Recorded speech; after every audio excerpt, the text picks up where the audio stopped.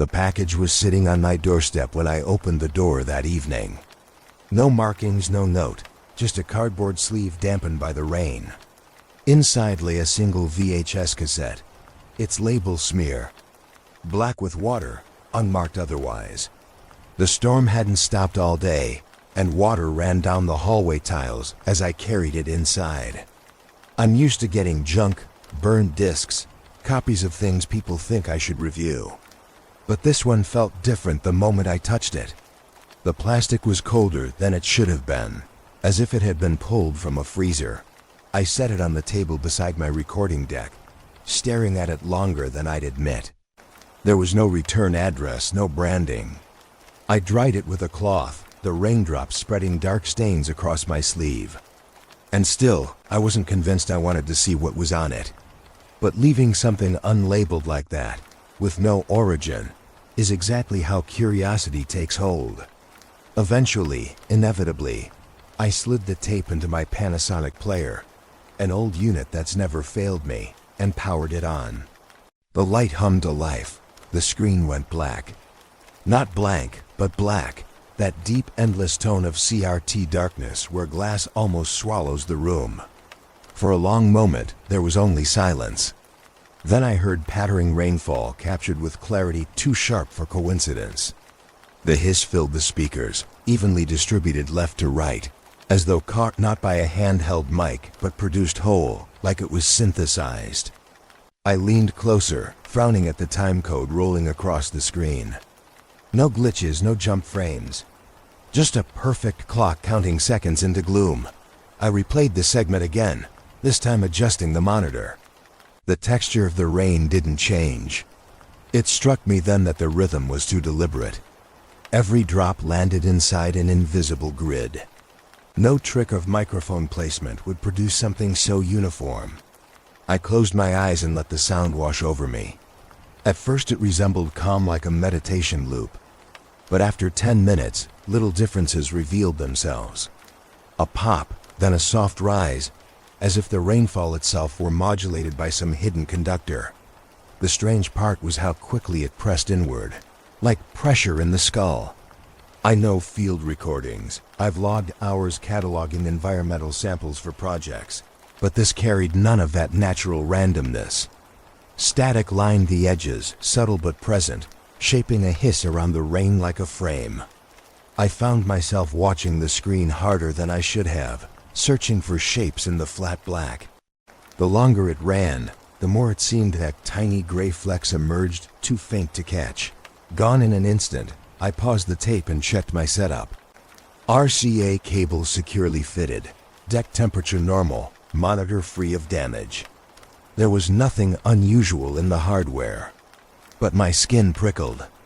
It felt like residue, the sensation after a loud sound has stopped, but your nerves haven't reset. Only the loud sound here was rainfall, constant, precise. I checked the room. Bare shelves, notebooks stacked, a wall clock clicking regular time. Everything seemed ordinary, but that hum lingered. And I started to question whether it was in the tape or me, for discipline. I wrote down details: Panasonic Egg Deck, Sony Trinitron monitor, 42-inch Tubascreen, slate gray casing. Tape length handwritten SD120. I wrote the date, October 12th. Start time, 9:06 p.m. Details anchor me. Details preserve this moment for any review later. I forced myself through this process, though my pulse throbbed in my ears. I needed the ballast because unease had already crept in. When I returned to playback, the rain seemed louder, or maybe sharper, as if aware of being observed. I kept waiting for a cut, a sudden image, a jump scare, the same garbage urban legends spewed about cursed media. But nothing came. Only the rolling sound of rainfall in endless night. I found my mind reaching memories, storms from childhood. My brother and me listening to gutters overflow while we camped in the living room during a blackout. That memory shouldn't have been so present, yet the tape summoned it, forced it forward. And it struck me then, this might not be recording rain at all. Maybe it was tuned precisely to stir memory. I hit pause again. In the silence, the room still rang. I could hear faint static bleeding under the wall clock tick. No machine was running, but the ghost of the sound seemed to remain, sticking like humidity. Breathing shallow, I turned off the deck. The noise should have vanished. Yet it didn't. The silence was textured, as though the rain lingered just beneath audible range. I rubbed my temple and considered ejecting the tape, throwing it into a drawer or straight into the garbage chute. But something made me hesitate. Almost unwillingly, I slid the cassette into a fresh case. Labeled it in block letters, unmarked date time. I filed it in the archive shelf, beside reels no one else knows I keep. My hands shook a little. I don't usually preserve anonymous junk. I clear them out. But this one resisted dismissal. Some part of me insisted I would need to return, as though I had been chosen to carry it forward. Not for enjoyment, not for art, but because it demanded keeper status. Strange how quickly a scrap of plastic can command you. The storm outside dragged on through the night. I left my recorder running ambient, just in case something more seeped through. I shouldn't have cared. But as I lay back in the chair, lights dimmed. The conviction settled deeper in me. This wasn't a careless delivery. It had purpose. Whether from a person or structure, it had been left at my door with intent. And by pressing play, I had stepped across a threshold I didn't even see. I was inside something already moving. Whatever starts tomorrow, it started with that tape. I spent the next morning replaying the tape in short bursts. Coffee in one hand, pen in the other, I made careful notations of the sound's shifts. It never wavered from rainfall, measured in clean. But the more I looped segments and slowed the playback, the more I felt it working against me. Rain is supposed to scatter patterns into noise. That's why engineers use it as a baseline. Random, unpredictable, hard to fake. And yet, stretched to half speed, the drops aligned like footsteps coming down a hallway in slow motion. I isolated a minute of recording and ran it through waveform display. At first glance, the pattern looked normal: peaks, valleys, a rolling buzz. But underneath lay something else. When filtered across bands, I caught faint repetition, the suggestion of low oscillation humming under the surface. It wasn't obvious until you adjusted your eyes to see it, like finding a watermark hidden across paper. The hum ran steady, 6 beats every 2 seconds, unbroken. I froze looking at it. Rain doesn't move like that. It lives and dies on chaos. This was engineered. I'd seen rumors of hidden signals before. Frequencies tucked inside broadcast static, camouflaged beneath ordinary sounds. But seeing the structure here tightened something in my chest. I couldn't help imagining a hand guiding each raindrop, inserting control where none should exist. Out of memory, I dug my old frequency charts from a drawer. I mapped the pulse against them. It didn't match transmission towers. It didn't align with known utilities. The numbers fell in between, like an intentional slipstream, where no one should be looking. My first thought was to call someone who might understand. An old acquaintance who once worked spectrum monitoring for civil defense projects. A man who learned to hear signals, hiding inside signals. He picked up on the second ring. When I explained the pattern in the tape, there was silence long enough that I thought the call dropped. Then his voice returned, lower than I remembered, weighted with warning. "You shouldn't play that anymore," he said. "You don't know where it leads." I pressed him for more. He admitted there was precedent. During past decades, certain institutions hid test bands inside recordings of oceans, of wind, of rain. The ordinary sounds covered up the presence of pulses designed to sync with the brain, to nudge attention in subtle directions. He told me in clipped words that listening too long could steer perception. "They designed it for deniability," he whispered. "A signal no one can prove, because who questions something as harmless as weather?" My pulse quickened as I listened. He refused to identify who they were. He muttered, "Certain signals are meant never to leave archives," and then asked me, almost pleaded with me, to walk away before it changed me. His tone was final. Then the line clicked off. I sat in my cramped office, phone cold in my hand, staring at the monitor glow. The message was short, but it shook me. I wondered if my name came up in switchboards the second I called him.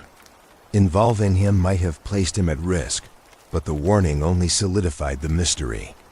It made leaving impossible. That night, I waited until well past midnight, when traffic quiets and the only light in the building comes from security lamps in the lot. I set up my digital deck beside the Panasonic.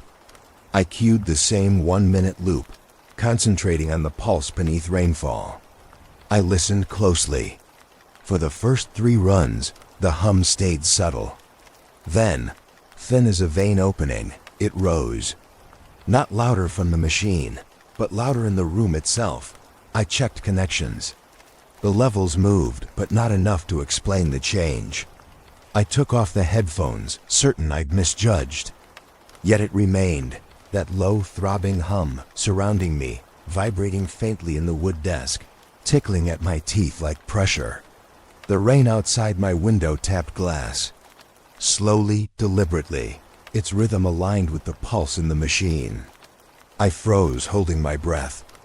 Every drop rat-a-tat against the panes exactly when the signal pulsed. The storm and the recording were in step. It was absurd. I walked to the window, pressed my palm to the glass. The chill poured through. Outside, water pooled on asphalt, shimmering beneath the lampposts. And yet, in my bones, I felt cadence, a repeating march too perfect to be natural. No scatter, no surprise, only order beyond accident. My scalp prickled at the idea that the outside world was responding to something I'd played in a single room. That the pulse wasn't leaking into me, but leaking out. I went back to the desk, hands steady only because I tried to force them still. I set the digital deck to record. I wanted proof, an artifact independent of memory. Red light on, tape spinning crisp, I captured the sound. As it tracked the rainfall, I noted how the peaks sharpened, as if the pulse itself grew bold in transfer. I imagined lines in a spectrum analyzer climbing higher and higher. The more I recorded, the more I understood. This wasn't anomaly. This was intention. I labeled the file Rain Experiment 1 and sealed it on an external drive. I should have stopped then. Instead, I hit playback of what I just recorded. The tone hit harder, immediate, like the copy strengthened the original. The hum filled the air inside my apartment, invisible hands pressing against walls and windows. My chest contracted with each beat as if it had become part of my breath cycle. I whispered aloud that I should stop, but my finger pressed record again. The storm outside answered. The rhythm snapped into stronger synchronization, each thunder tap perfectly set against the cycle. For the first time that day, the sense of choice left me. I wasn't simply listening. I was participating, feeding. Somewhere in the equipment, dials flickered as though transmission reached back. I felt it then. Keeping distance was no longer an option. I spent the next 2 days lost in an archive hunt. The rain tape ran in my head even when the deck was off, every pulse rolling with measured certainty. I tried to drown it out by leaning on what I knew best, digging through records. If there was a pattern this precise, someone somewhere had left a trace. I opened my laptop, logged into the usual clearinghouses of declassified material, and began casting wide nets. Words like audio camouflage, environmental overlay, perceptual interference. Thousands of PDFs popped up, most irrelevant, most redacted into useless black boxes. Still, I kept reading. The 10th file caught my attention. It was clunky, scanned low resolution, stamped with dates from the 70s. Buried halfway down the page was a phrase that froze me. Audio masking via environmental overlays, ongoing trials. My eyes locked. The wording was plain, yet the implications fit perfectly. Who else but governments would think about disguising mechanical signals as weather? I took screenshots, printed hard copies on my old laser printer, and stacked them methodically. Date on the corner. Page number circled. Timestamp and margin of my own notes so I'd remember exactly when it surfaced. Further down that file, references slipped through before the black marker consumed them. Applications include perceptual drift events. The rest was gone, eaten by ink and secrecy. But that fragment kept echoing. Perceptual drift. Two words ordinary enough, but together suggesting shifts, slides, being nudged from one state to another. That sounded like what I'd felt during the midnight playback, when the rain in the world seemed to sync with the rain on tape. The phrase carried the weight of clinical understatement. No alarm, just a label. That's how experiments bury damage. I pulled another file. Same decade. List of acoustic tests and field reports. The authors changed, initials rotated, but one phrase returned like an underground stream breaking soil. Project Looking Glass. The first time, the words appeared shoved between redacted blocks. An orphan left behind. Opening a different file later, they appeared again, in a footnote referencing prior experimentation, nothing else. Then, another archive box, years apart. Hidden inside a meeting transcript, on continuity with Looking Glass baselines. Like a ghost walking behind the text. 3 mentions across different sources do not happen by accident. At that moment, I realized I might not be uncovering, but being guided.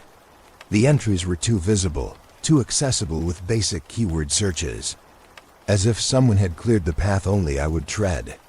I checked my network logs compulsively. Each download time recorded. Each server ping traced. I wanted this to sound credible for anyone who follows later. I said every timestamp aloud into the recorder as I worked. 9:32. 9:44. 10-0-2. Keeping a running trail. When you read enough files, you learn the language of obfuscation. Redacted phrases are never random. Black lines fall heaviest exactly where experiments shift from description to result. Every place I saw Looking Glass, the lines swarmed close. It suggested the existence of outcomes they could not sanitize by simply altering words. In the margins, scattered non-redacted notes teased at content. Subject drift, sensory coupling, retention anomalies, each paired with routine language like weather logs or attendance reports. Like someone had salted truth into the mundane just for kicks, or for BREADCRUMB. The deeper I read, the more the trail distorted time. Pages blurred with repetition. I'd highlight one phrase, replete with redaction, then flip another page and find the identical wording. My desk filled with piles of paper, printouts stacked by subject. The hum of machines became accompaniment to the turn of each page. And every so often, faintly, I felt that same static I heard from the tape echo in the room. Though the deck was off, the VHS unspooled in its case. I convinced myself fatigue accounted for it. But doubt lingered. Then I tested a thought. I fed a section of rainfall recording into my sound editor, opened one of the PDFs on my monitor, and adjusted playback so the pulses reflected against the rhythm of scrolling text. At first, nothing unusual. Then, at a moment where a page margin blurred during scan, the hum spiked. I grabbed my microphone, recording this exact configuration. Running it back seconds later chilled me. I could hear faint shape as though letters, hidden underneath the redaction, tried to pronounce themselves through the screen. Whisper, faint syllables. Not visually there, but present in echo. I leaned closer until my forehead pressed hot against the monitor. I played the rainfall again, but this time aligned the pulse at half speed with the section labeled Perceptual Drift Events. In my headphones, faint scraping noises slithered into shape. The white borders of the scan trembled on screen. A suggestion, nothing more than suggestion, that the page itself wanted to speak. Too irrational, but undeniable to the ear. Margin hiss resolving into whispered consonants. I recorded it all, time stamped, narrated which file, which archive, which playback rate.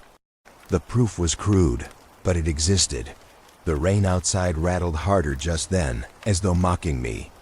I whispered aloud that I wouldn't let imagination override facts. Yet one fact stood clear. The documents responded when I fed them the signal. Not metaphorically, not in my dreams. Tangible alignment of hum with ink bleed and photocopy noise. The files weren't passive. They had been seeded with structures that sang when triggered. If the tape was a key, the archives were locks waiting years to open. I found myself turning every page like it might breathe tomorrow. The trail became compulsive. I described into the recorder every fluorescent flicker above my desk, every minor paper jam in my printer, every timestamp of a download, as though making this real required absolute documentation. I feared delirium, but the rational part of me insisted that documentation is the only line between discovery and hallucination. That's the trap these projects relied upon. Discredit by association with madness. So I kept logs sharp, every word into narration, every breath measured. When I finally leaned back, 2 a.m, the floor littered with screwed up drafts. The phrase, "project looking glass," burned into me like afterimage. I stared at stacks of paper and knew they were not ending points but invitations. Too many cross-references left in plain sight for one stubborn reader. Too many breadcrumbs brushed exactly where I would search. And the whisper that crept from the page margins on playback wasn't misheard static. It was acknowledgement. Not from a machine built decades ago, but from something still active, still listening. The tape had made contact, and the documents answered. I needed a way to prove the rain tape wasn't just a trick of my own perception. I wanted numbers, data points that could not be dismissed as imagination. Obsession drove me to plan a controlled test. I borrowed access through an old friend of a friend to a small acoustics booth used for instrument calibration at a local university. Padded walls, dense doors, interior muffling strong enough to cut outside noise to near zero. It was the perfect environment. I wanted to hear only what came from the tape, nothing else leaking in. I carried in my equipment under cover of night, the Panasonic DEC, a set of headphones, a digital spectrum analyzer tied to M-probes. The tools weren't complicated, just simple electronics logging signals. I told myself that if the hum simply sat in the audio, the machines would report nothing unusual. This would finally put boundary lines on the phenomenon. At least then I could close the door on fantasy. I repeated this in my head like mantra. But deep down, I knew I expected the opposite. The booth should have muted the world. Yet as the rainfall filled air, the small room took on pressure, like ears clamping shut in an airplane. My analyzer blinked quickly across its band windows. I watched lines pulse in synchrony with the hum I thought I imagined before. Each beat, the M readouts ticked upward, then down. Up, then down. Not interference. Not stray static. It mapped perfectly to the hidden pulse. I checked connections, repeated the experiment 3 times. Every time, the pattern returned the same, precise as a heartbeat. I sat frozen in the chair, listening. The soundproof booth was designed to cancel echoes. Yet the rainfall carried resonance inside this silence, brushing across my skull as if I wore a crown studded with invisible electricity. The machines weren't lying. This was an artifact of hearing. The spike was real. I leaned forward, forehead sweating, eyes locked on the bright spectrograph blooming with symmetrical shapes. I had data. I had proof. No rational explanation in sight, except one. The recording carried signal not meant for basic listening. A system hidden inside weather. My phone vibrated then. A late call from the same contact I had reached when I first noticed the pulse. His voice came harsh through the line. "You need to stop running it out loud." I asked him what he meant. He said broadcasting patterns like that could act like a flare on networks designed to notice. Certain agencies, he warned, scan constantly for unauthorized emission profiles.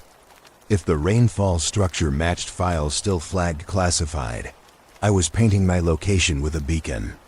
He told me bluntly, it could draw the wrong attention. I looked around the booth, suddenly aware of how vulnerable the closed space made me.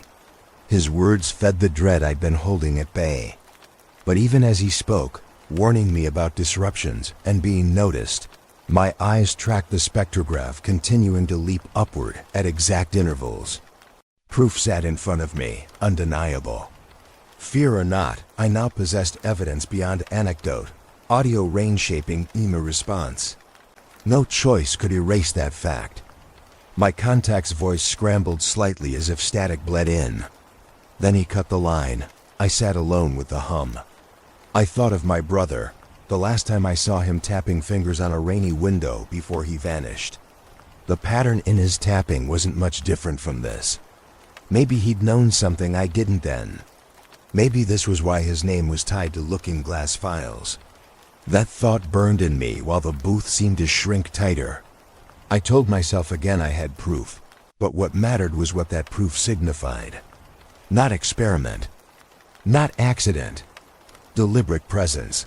I swapped to headphones, trying to limit exposure.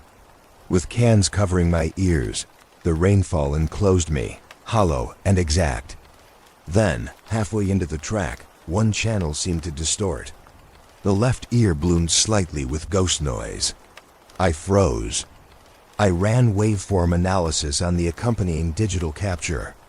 Nothing unusual in the graph. No whisper. No bump.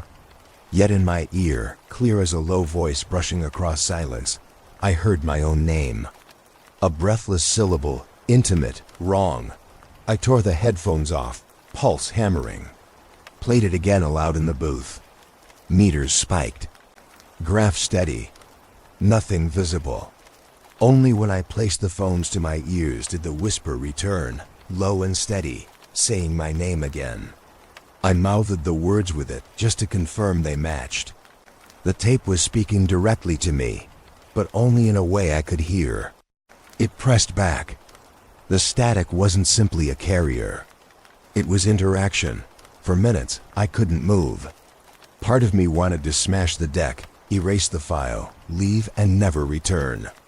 Another part wanted desperately to keep listening, to ask questions out loud, to see if it would answer again.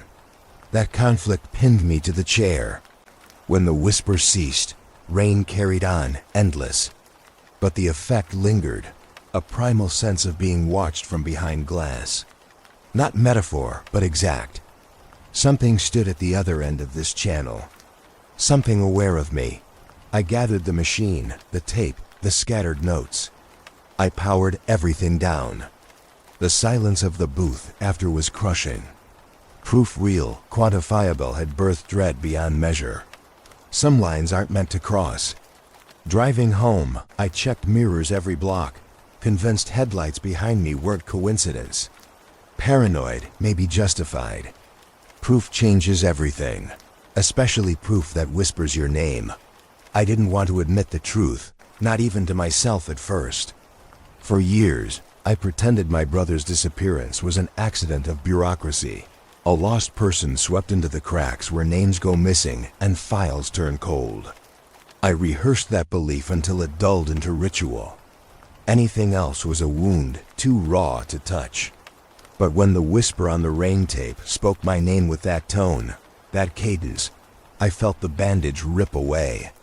Because the voice carried a detail no one else alive could know. When we were kids, my brother called me by a nickname.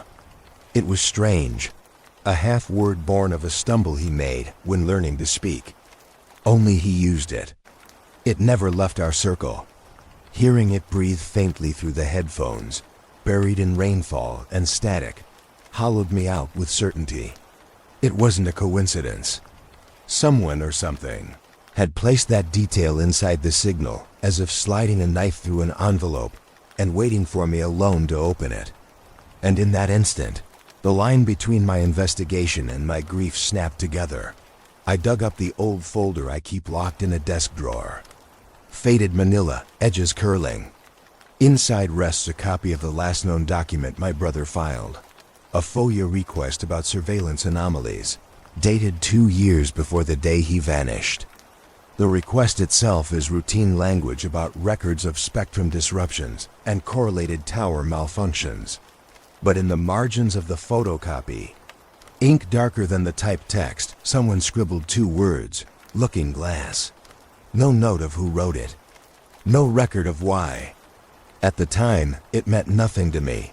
But here it was again, alive in every file I'd uncovered, in every whisper on magnetic spools. Looking Glass wasn't mere coincidence. It was the thread running through him, through the rain, through me. I stared at the file until my hands trembled, the page quivering. The past rearranged itself, and my brother's absence became less about a lost man and more about a silenced discovery. Maybe he uncovered the same pulses years earlier and had been swallowed by them. Maybe what I was hearing in the rainfall was his way of reaching back. Rage took hold where fear used to sit. Fear paralyzed me. Rage lent clarity. If the tape was only meant as bait, fine. I'd take the bait. I'd pull the line taut and drag back whatever lay hooked at the end. My brother didn't deserve to vanish unremarked, a line item crossed from a ledger. Hearing his nickname again and static stripped away hesitation. From here, everything became personal, and personal meant unstoppable.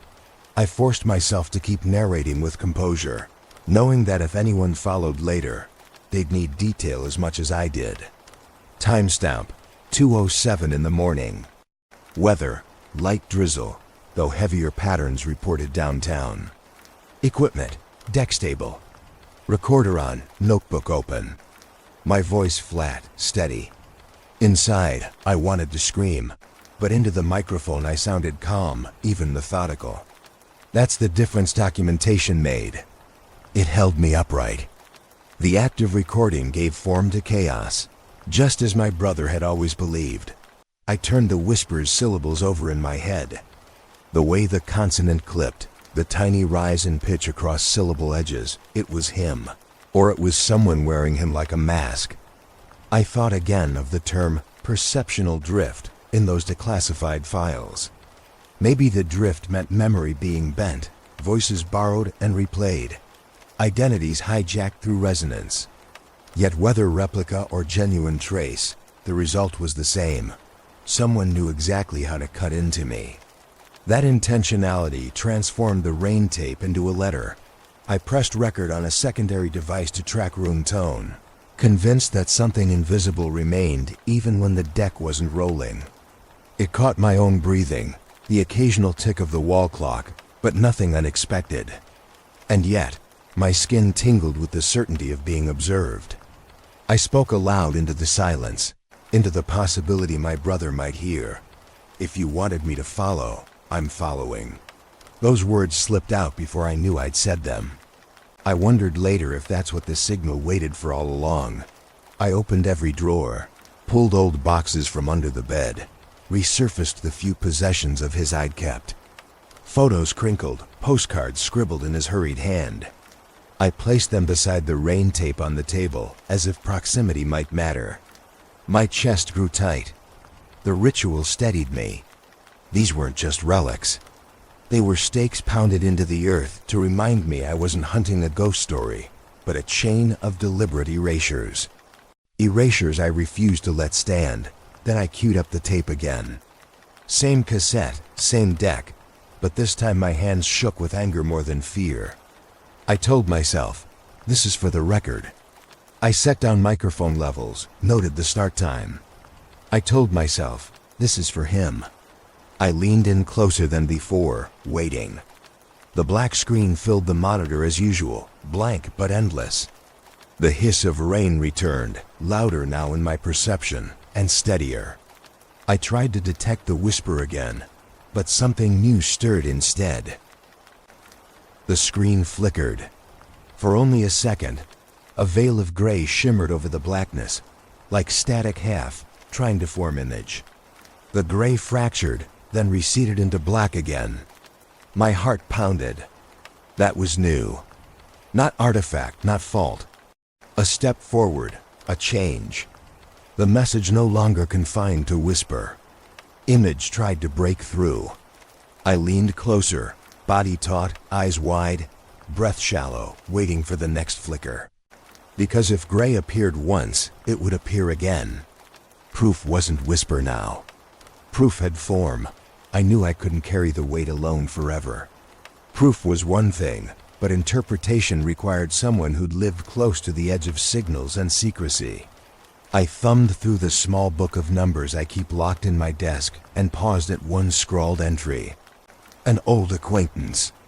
Years ago, he worked spectrum monitoring, tracking stray emissions that could give away positions during the Cold War's quiet hours.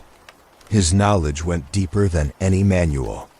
I called him, holding breath until he answered, his voice years older. Wary instinct already wrapped around every syllable. He was reluctant from the start.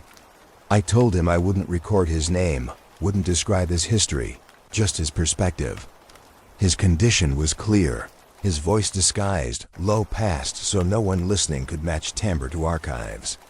I agreed. Protective measures mattered less to me than his words. Even through filters, he sounded like a man already burned by knowing too much. When I started describing what I'd uncovered, the rainfall tape, the EMI spikes, the whisper blooming in my headphones, he let out a sound halfway between disbelief and dread. He told me the rumors he remembered. Project Looking Glass wasn't prediction, though stories used that as easy shorthand. The real concern, he said, was intrusion. Signals disguised as nature. Radio waves modulated under static. Pulses folded into thunderstorms. Rhythms hidden in rainfall. Not about telling the future, but about telling you what to feel. Pushing perception until you second-guess your own thought and memory. He said the official term was entrainment of cognition. It meant aligning you without consent. Drifting attention until you became porous. The silence after he said those words stretched so long I thought the connection dropped. I filled it by narrating to myself. Time, date, booth, connection stable. Then his whisper broke through. He doubted any artifact of Looking Glass should exist outside black archives. Tapes that carried real structures had protocols for destruction. Disposal meant fire, acid, magnets. Nothing survived casually. If you're holding one, he said, then it was placed. Deliberately, and not for your benefit. His voice faltered at that. The grain of fear roughened even through filters. I waited for him to ask questions, but he didn't. He wanted me to drop it. I could hear his breathing tighten as though he was alone in a dark room, staring at a door he expected to open. He kept saying versions of the same sentence. It's not worth it. I resisted the urge to confess about my brother, about the nickname hidden in static. Instead, I told him gently that I had proof. That meters don't hallucinate. That alignment of pulses with rainfall outside wasn't my imagination. He sighed, slow, heavy, resigned. I invited him to my workspace reluctantly, because distance through the phone wasn't cutting it. I needed him to sit in the same place, to feel what I felt. And late one night, he came. Baseball cap pulled low, collar up, no names exchanged as he crossed my threshold. He brought nothing but eyes that had already seen damage. The room smelled of nervous sweat, and every tick of the clock seemed to make him twitch. I rolled tape inside the Panasonic, kept my recorder running, documented every second aloud. The rainfall swelled from speakers. At first he frowned, as if to scold me for wasting his time with ordinary noise. But the longer it rolled, the more his shoulders hunched. Head tilted, listening deeper than sound. His forehead creased in recognition. I knew, in that moment, he heard the hum. He didn't ask. He didn't argue. He just lifted a hand, palm trembling slightly, and said quietly, through voice disguise and exhaustion, "Shut it off." Not advice. Not suggestion. A command born from fear too deep for him to mask. That reaction told me more than any file could. If one who spent decades buried in frequencies turned pale at my tape, then the truth had weight. He had no need to perform, no gain from cautioning me. His fear stood as witness to something larger than either of us. I logged this detail even as my skin crawled hearing him repeat the words again. Shut it off. Please shut it off. For a long moment, I considered obeying. But curiosity and rage tethered me to the machine. I didn't comply. Instead, I let the tape run longer.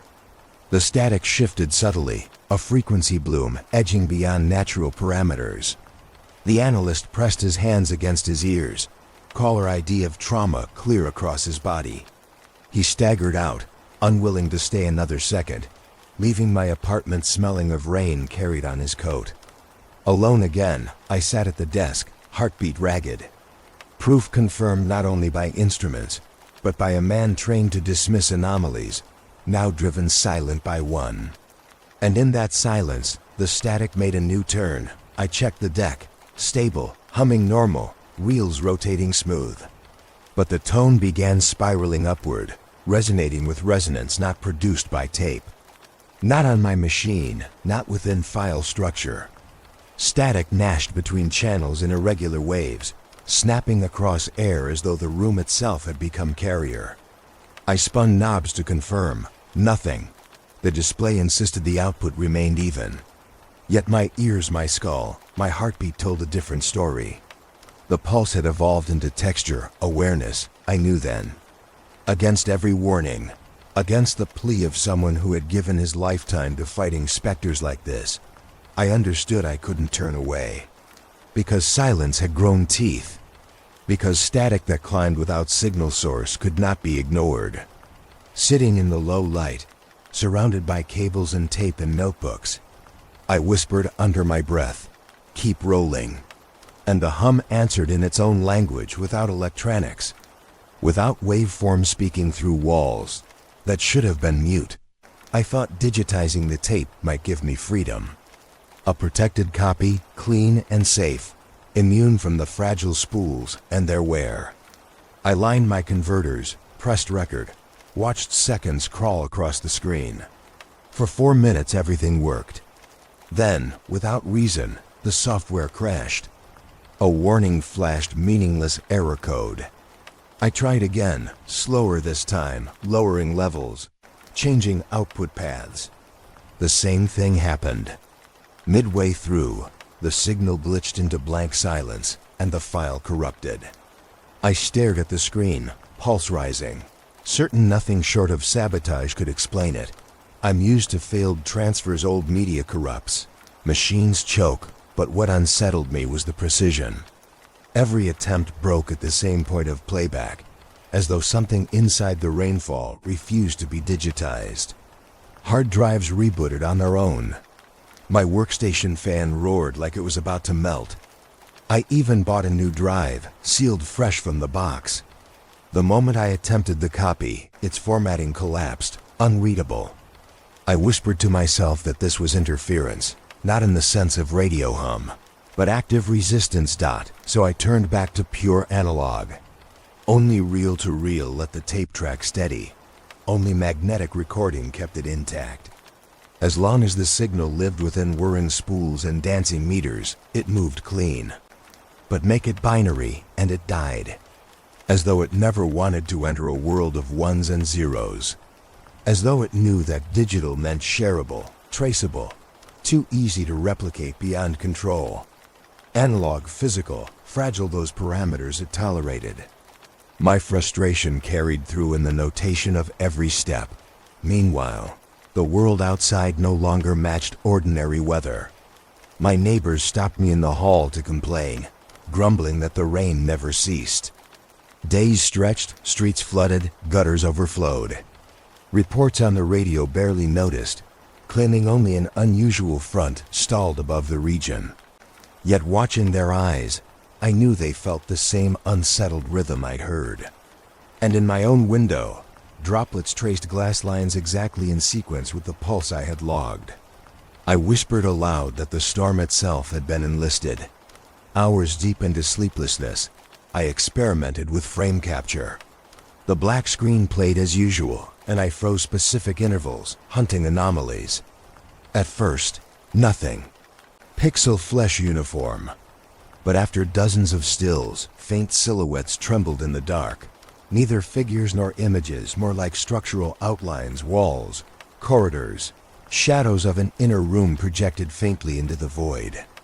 The shapes weren't clear enough to describe, but they suggested place rather than person. A sense of interior pushing through the black as if trying to reveal architecture. I printed one frame on cheap paper, held it at arm's length. My eyes insisted lines curved like doorways and corners of halls. When I aligned them under desk light, the printed segments almost caught the rainfall rhythm itself, darker flecks aligning with timed drops. Visual patterns married to audio pulse. None of it should have been possible. None of it functioned statistically. But slowly, inescapably, I began to believe the interference was not glitch, it was defense. I muttered that word to myself like an accusation. Defense. Something wanted secrecy. I printed one frame on cheap paper, held it at arm's length. My eyes insisted lines curved like doorways and corners of halls. When I aligned them under desk light, the printed segments almost caught the rainfall rhythm itself, darker flecks aligning with timed drops. Visual patterns married to audio pulse. None of it should have been possible. None of it functioned statistically. But slowly, inescapably, I began to believe the interference was not glitch, it was defense. I muttered that word to myself like an accusation. Defense. Something wanted secrecy. Each failed copy fed the theory. Each reboot. Each crash exactly at the same playback second. No virus I knew could time itself to waveforms emerging from analog hiss. This was selective sabotage. Not just prevented duplication, but punished attempts. I lost whole folders across one hard drive when I tried to rename ripped files with "rain" in the title. They vanished instantly like they had never existed. And yet, on reels, the pulse persisted strong, even climbing to shove meter needles till they pinned. The analog sang while digital fell. I documented the sensation beyond numbers, because interference doesn't only exist in circuits. My stomach clenched during transfers, my skin itched, every nerve alive with current. The closer I leaned to screens, the more my eyes watered, stung with unseen brightness. Even ceiling light flickered, as if bending under the strain of carrying hidden loads. I realized interference was weaponized. Not static alone, but extension into body, eye, skin, thought. The tape could wound you simply by refusing capture. Each denial felt like a strike, saying stop, but I didn't stop. I set reels again, described settings, watched analog meters slap red. Their movement mesmerized me. The sound floor roared harder than normal, as if the room shook invisibly. I pressed record again, my voice steady though hands trembled. That's when the overlay arrived. At first, faint hiss like wind curling inside pipelines. Then the hiss thickened, band-limited, compressed, fractured into syllables. A voice emerged, stripped and bent by narrow bandwidth. It whispered numbers, longitude, latitude, clear enough to log, coordinates, delivered not by accident, but buried inside the rain. I played the section 3 times, comparing, verifying. Every replay carried the same digits, the same whisper curling through static floor. The voice refused identity, purely mechanical yet deliberate. But coordinates always mean place, an anchor in world beyond sound. And for the first time since the tape arrived, I realized I wasn't just listening. I was being told to travel. The coordinates hissed in my head long after the tape had gone silent. I wrote them down on paper 3 times, cross-checked them against maps, and felt my stomach clench as the location resolved. A relay station abandoned decades ago, set in the folds of hills along the French-Swiss border. officially decommissioned. Its schematics appeared in a single archive document filed under Infrastructure Disposal, dated 1983. Everything about it felt deliberate, as though the numbers had been scripted into the whisper solely to bring me there. I packed lightly. Recording equipment pared down to essentials: handheld reel deck, extra cassettes, analog mic, portable M-meter. No laptop, no digital. I didn't trust them anymore. The train ride east was long and quiet, hours of countryside rolling by in winter gray. I narrated into my pocket recorder, describing each transition. Villages thinning into farmland, farmland thinning into ridges. Listeners, if any remained, would need to know I wasn't imagining. Each sound, each time stamp, documented as proof. By evening, I arrived in a valley cut with wet roads glistening under sodium lamps. The rain followed me all the way. Locals shrugged when I asked about the old station. Few remembered it, fewer cared. One driver laughed, saying, "That place died long ago." But when he dropped me near the base of the slope, his smile faded, and he drove away without farewell. I felt his departure like abandonment. I carried my case up the incline, breath timed with the pulse fastening again in my chest. The structure stood skeletal, a cracked concrete shell crowned by rusted antennas. Windows punched empty, doors hanging loose on hinges. Graffiti lined the walls, tags layered over one another, evidence of trespass, but no lasting presence. I pushed through a steel frame and entered. My voice faltered at first, but then firmed into narration. Interior dark, ambient water dripping through leaks, faint metal groan carried on wind. I tapped the meter. It quivered with idle activity, nothing remarkable, yet my skin felt static, charged, as though walls themselves contained breath. Most rooms were gutted, stripped of equipment. Broken consoles lay in heaps like carcasses torn clean. Wires dangled from ceilings. But further inside, down a narrow corridor, I found a chamber that stopped me cold. Unlike the others, this room was lined completely in copper mesh, walls to ceiling to floor, tarnished but intact. A crude Faraday cage. Whoever used this space hadn't wanted signals escaping. My pulse sharpened. I gave the time aloud, 21:53 local. Rain outside steady. Recorder rolling, on the floor lay reels of magnetic tape. Dozens, maybe more, spooled out in tangled ribbons across dust and rot. Water leaks had warped them, edges curling, pigment dark against rusted flooring. Yet when I lifted one gently, I found large sections still intact. My hand steadied as I threaded tape onto my portable deck, careful to avoid tears. When I pressed play, the room filled instantly with rainfall familiar, but layered strangely. Not the consistent grid I'd grown accustomed to, but overlapping cascades, multiple downpours recorded at once, clashing with slight delay. It sounded like discordant harmony, 2 or 3 storms colliding. Each layer fought for dominance, and the result wasn't peaceful. The pulse fractured, multiplied. At points, tones swelled like voices arguing beneath the water. My meter whipped erratically, spikes surging higher than I'd logged before.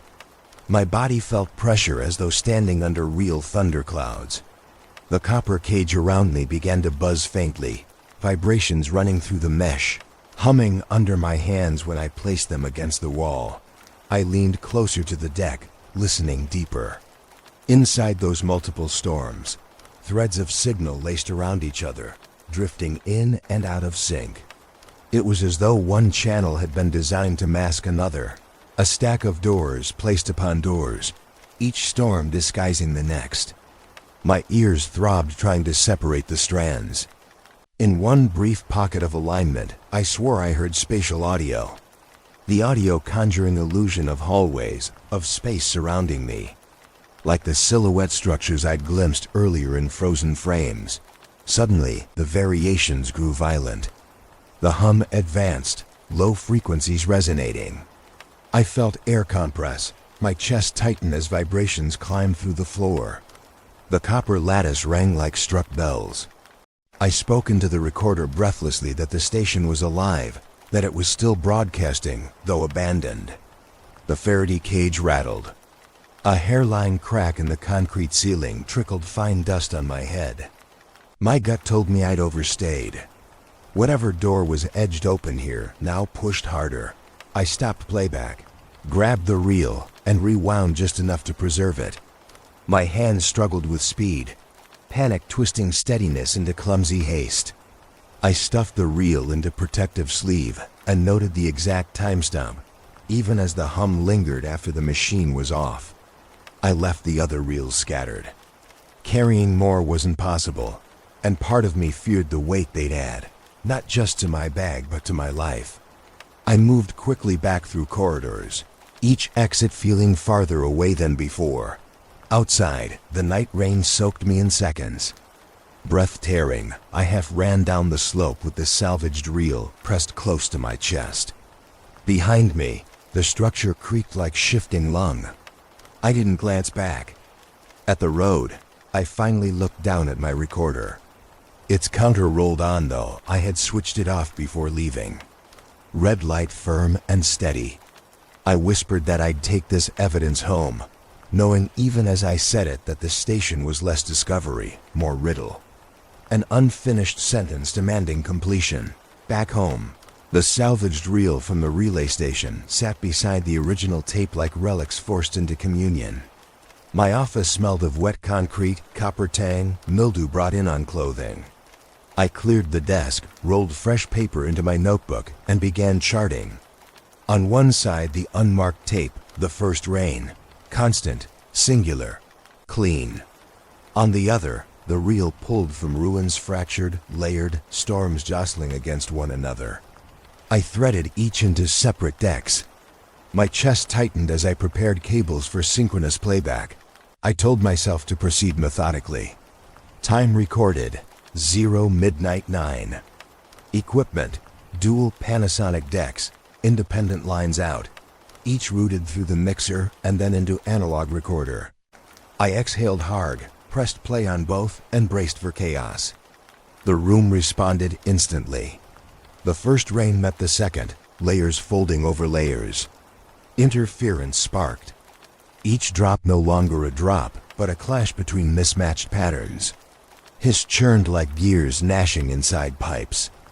The air itself seemed to split, edges too sharp, rhythm unnaturally painful. For one impossible second, the noise floor fell away. Not fade, not damp, but vanished. Perfect silence as though every molecule of air bent knees and bowed. That absence was so complete that my ears rang with inner blood. And inside that vacuum, a voice entered, pristine. Not hissy, not distorted clean as glass. It said 3 words only, looking glass is calibration. Then the rain roared back as though nothing had ever dropped. My heart stumbled. I replayed, hunting the same alignment, twisting knobs to force silence again. 4 attempts failed, the rains colliding but never repeating the moment. But I heard it. My recorder caught it. I wrote it down. Looking glass is calibration. Statement, not metaphor. My skin broke into sweat. Calibration for what? For who? I closed my eyes, rare in memory, and caught echo beyond those words, a faint underside tone. My brother's cadence, tucked beneath, hidden like signature. Just for me, I contacted my ally. His voice filtered low as before, protective. I explained the overlay, the silence, the voice. He cut me short, insisting it sounded like crafted bait. Information operations once seeded disinformation precisely like this, he said. Dangle truth with lure of personal connection, real targets deeper. He warned me not to take a single confirmation at face value. Not when the system knew what levers to pull. You talk about calibration, he said, but calibration means user. It wants you to be that user. I argued. I confessed about the whispered nickname, the remnants of my brother's presence inscribed in frequencies no one else could invent. His response was harsh. almost desperate. That's exactly how it manipulates, by taking whatever hurts most and feeding it back until you believe. He ended the call abruptly, refusing further elaboration. I set the phone down, cold anger mixing with fear. But the echo of my brother lingered. Rational explanations buckled when grief mixed with evidence burned onto tape. I replayed recordings again, slower this time. I closed eyes, let the reins argue until they found uneasy harmony. I listened not for perfection, but for edges, intervals where discord fractured toward union.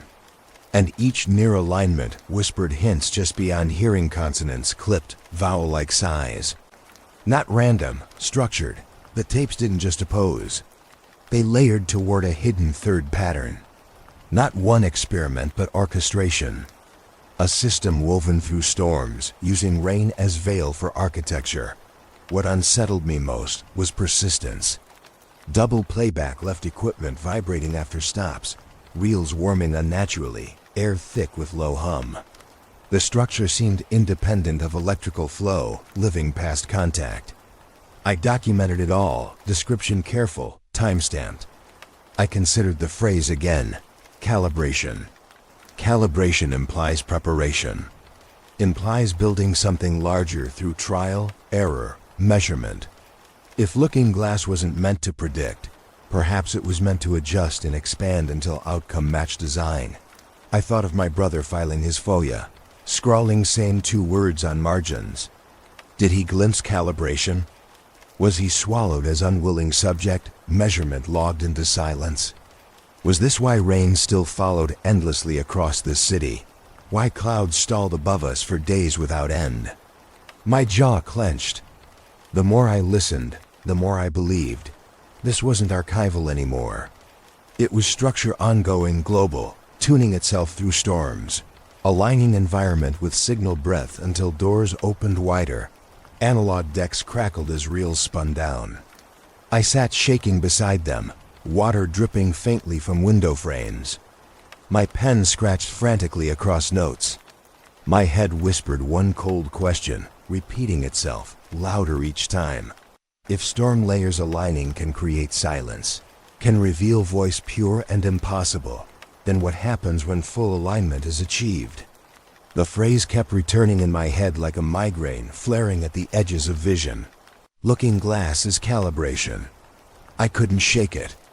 Every time I closed my eyes, the silence of that 1 second replayed, the impossible vacuum that held a voice. Calibration was preparation. Calibration suggested some machinery wider than me, wider than my tapes, tuned toward a point still unfinished. My alley of speculation had turned into a highway. I needed external confirmation, not through rotting reels and forgotten stations, but now, directly across the living spectrum. That was why I called my ally again. He answered reluctantly, late at night, voice nervous even under disguise. I explained I wanted access to his old rig, surplus monitoring gear adapted for satellite interception. He cursed quietly, said the request itself edged into reckless. He knew what signals look like when they intersect official skies. I pressed until silence backed him into consent. Hours later, we set up in his garage, an improvised bunker lined with damp insulation, cabinets humming. He'd preserved a dish, patched together with cables, aimed toward geosynchronous giants. The equipment groaned as it powered, meters flaring in tired pulses.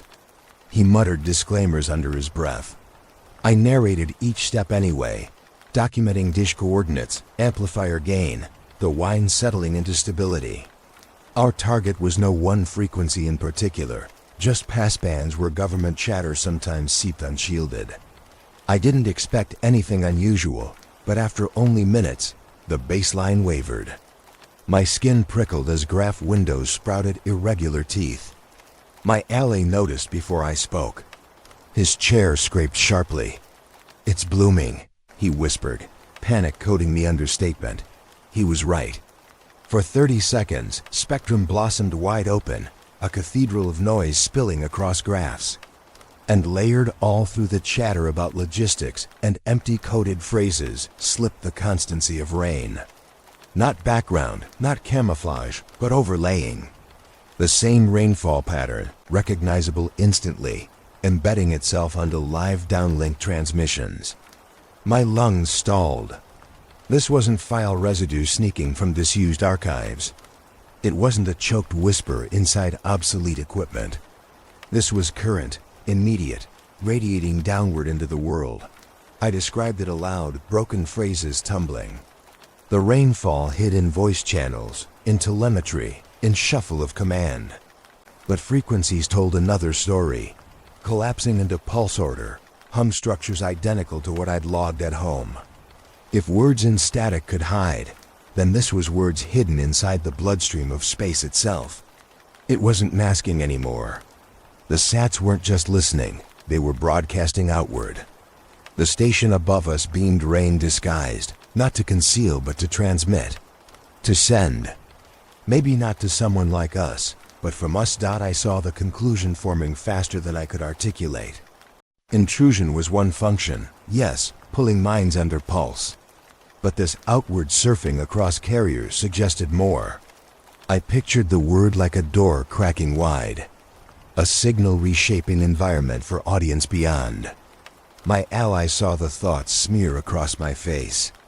He swore violently, lunged toward the disconnect, hands tugging at power cords. The dish whined, rain hissed leaping as if angered.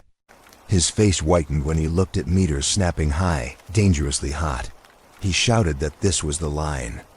That the second we pulled structured rain out of active military channels, we crossed into them watching us, logging us, tracking our coordinates back. He warned about notices, men arriving, lights cut. But deeper fear simmered below all those words, fear, less of men than of the transmission itself. He said we'd built a conduit, a bridge moment not meant for outsiders. He almost pulled the switch, hands trembling. I grabbed his arm and barked that I needed only one more minute. It stretched into forever. 30 seconds of bloom where the rain felt more real than the garage around us. Then, abruptly it cut. Carrier drained. Spectrum flattened. He ripped connections loose immediately, swore again, turned on me with eyes lined in shadows. "You don't understand," he hissed. But I had already heard too much. The outward hum still thumped in my skull, even with gear dead cold. The dish sat inert, yet the pattern danced faintly behind my eyes, a phantom conjured by contact. We packed in silence. His motions rigid, mine slow with awe. He refused to meet my gaze. Outside the night air tasted scorched, rain dripping along wires. I walked home alone with my recorder pressed against my chest, whispering logs into it as if confession. Midnight 12 flat. Bloom 30 seconds. Rain overlaying SatLink broadcast. Confirmed outward projection. Evidence last known now burned into me. Inside my apartment, I found my analog gear silent. But my ears denied the quiet. The pulse still played when no reels rolled. I thought exhaustion warped me until the wall clock trembled faintly with each rhythmic beat. A glass of water on the table quivered in micro ripples. Systems off, equipment unplugged, yet calibration persisted in room itself. The rain was loose, no longer confined to tape. I pressed hands to my temples and whispered again, the truth I could no longer contain. The signal is free. I took the salvaged reel and the coordinates home, but carrying them didn't feel like holding objects. They pressed into me heavier, like I was carrying contagion. I couldn't ignore the world anymore. I needed to know if others near that relay felt anything at all. So I began talking to locals, half as journalist, half as confidant. What struck me immediately wasn't their stories in isolation, but their strange repetition. Entire phrases echoed between strangers. When I asked one farmer if he noticed anything unusual during storms, he rubbed his jaw and said, "The nights repeat themselves." His neighbor, unprompted, said the exact string of words. Even the rhythm of syllables matched the drizzle around us. I asked a teacher in the village below the station. She leaned close as if guilty. Headaches, entire classrooms struck at once during heavy downpour. Not migraines and randomness, but synchronized collapse, dozens of children holding their foreheads, eyes glassy, all inside the same 5 minutes after thunder broke. When the rain lifted the next morning, all of them seemed fine again, no trace in hospital exams. She told me she had started calling them rain seizures, but no one official listened to her.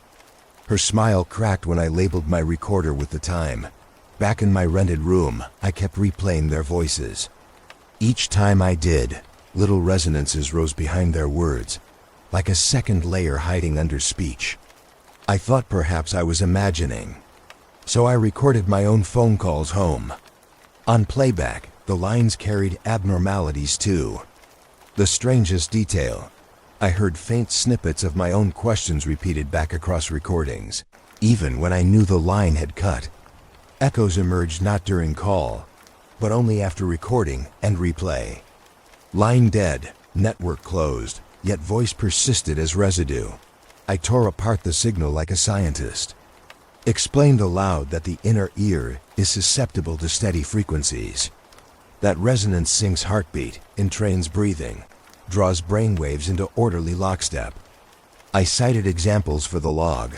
Soldiers marching collapse bridges when step aligns, drummers raising pulse with tempo. A listener could follow this explanation and believe nothing supernatural was happening. The rational offered real teeth. Rain turned carrier. Pulses aligned bodies. This was intrusion by weight of resonance, not myth. But science. Yet, even as I clung to rational frame, anomalies mounted beyond my grasp. Each recording I played distorted differently. The children's voices deepened one run, fractured another, stuttered a third, as if the file shifted under scrutiny. My own interview tape split into doubles, my words overlapping with slight delay. I never spoke. If it was interference, it obeyed no known rules. Analog reels that should have held steady degraded with variable fates, morphing pattern each cycle as though aware of being studied. Proof doesn't usually change itself.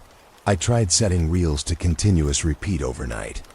In the morning, waves of nausea floored me. My teeth felt loose, sinuses raw, disorientation sharp. I recorded symptoms between gasps. Even more disturbing, the neighbors in the hallway told me they heard my machine playing through walls, though the booth I use is insulated double. They didn't just hear sound. They quoted back my own interview clips word for word. Clips that never left tape. Somehow drift leaked outward. The pattern worsened with weather. Rain began to feel less like background and more like a switch. Every drop striking the roof timed with tiny missteps in memory. I'd walk into kitchen only to forget why I entered. I'd start a sentence then stop, words dissolved. Was it normal fatigue? Exposure? I couldn't be sure. But residents said the same. Arguments beginning in identical phrasing. Mornings repeating in sense of déjà vu played true. One man swore his radio call sign changed mid-broadcast. Though he never altered it, the evidence built toward new conclusion. Looking Glass had never been just perceptual tinkering. It wasn't small scale at all. The tapes proved structure, but the relapse across human minds proved scale. Adrift sweeping groups at once. Neural music written not for one ear, but for communities. Entrainment as weapon. Collective drift. I wrote those 2 words in my notebook, underlined twice. My hand shook, letters jagged. By nightfall, I conducted another test. I unplugged the devices, then sat with the rain outside my open window. No tape, no electricity. Still, the hum infiltrated. Wind gusts seemed to push syllables into rhythm. Drops collapsed into measures of 6. And faintly, just faintly, a phrase I heard in the village replayed in my thought. The nights repeat themselves. It climbed like chorus repeating through my body's cavity. I whispered it aloud without deciding to. Caught myself mid-sentence. Panic froze me. I explained directly into my recorder how the drift functions. I presented it calm, clinical. Frequency at certain intervals resonates cochlear hair cells, which translates to synchronous firing. Enough bodies exposed, and groups sync unconsciously shared headaches, phrases copying mouth to mouth. Explanation felt protective as long as I spoke it steady. But mid-record, playback already warped, voices fractured. My account doubled in on itself with each listen. Rational frame struggled to hold, as though the words themselves broke into ripple distortion. I realized my research had changed category. No longer private log. No longer artifact record. I had become test subject. The lines between observer and experiment erased. Whatever Looking Glass was built for, it built toward this. Me narrating Drift, even as Drift claimed my narration. Something collective had started, already outside any booth, beyond ruined stations, beyond my reels. And tangled deep inside it now, I was part of its resonance. Unwilling instrument. I could not keep listening without attempting resistance. Every reel, every walk through rain, proved the signal was tightening, drawing boundaries around me and everyone nearby. Conversations repeated with identical phrases, recordings bent differently with each playback, neighbors reporting hours stretched and collapsed. I wrote it plainly in my notes. Exposure without intervention is complicity. I called my ally again, voice hesitant, knowing he would advise retreat. He spoke reluctantly, words weighed. There might be one way, he said, a primitive counter-frequency. Something to jam the pattern rather than decode it. He described an old method reserved for stress tests of broadcast bands. Generate a low sweeping sine, fold in harmonics, and run it directly into the same mix. It was never elegant, never lasting, but sometimes a brute force clash could attenuate infiltration. He gave me the ranges, the voltages, nothing elaborate. His voice was grim. I doubt it will help for long. And if it does anything, you may not like the outcome. The warning felt heavier than data. Still, I decided. Better a scar than drift without fight. That night I cobbled the rig. Counter-frequency generator patched into my mixer. Deck cued with rain reel, meters calibrated. I documented carefully, time 11:20, mic live, notebook marked. I pressed record across all channels. I wanted a permanent log no matter the result. Hands trembling, I switched rain reel into motion. Hiss of steady controlled storm filling room. Then, with a breath, I engaged generator. For a heartbeat, nothing.